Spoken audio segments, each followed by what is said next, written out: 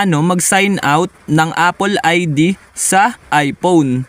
Una, pindutin lang ang ating settings dito sa iPhone. Ayan, then kapag nandito na tayo sa settings ng ating iPhone, makikita nyo ito, pindutin nyo lang yan. Then ayan, pag napindot nyo na, kung mapapansin nyo, meron ditong nakasign in na Apple ID. Ayan, eto siya. So ang gagawin lang natin, mababasa nyo ito sa baba, itong nakasulat na sign out. Ayan, ito, pindutin lang natin yung sign out.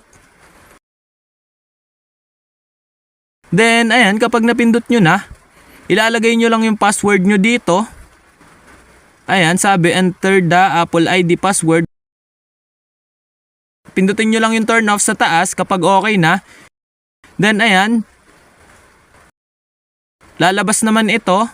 Then ayan, kung mapapansin nyo, sabi dito, keep a copy of your data on this iPhone. Ayan, wala naman kayong pipindutin dito, mababasa nyo lang ito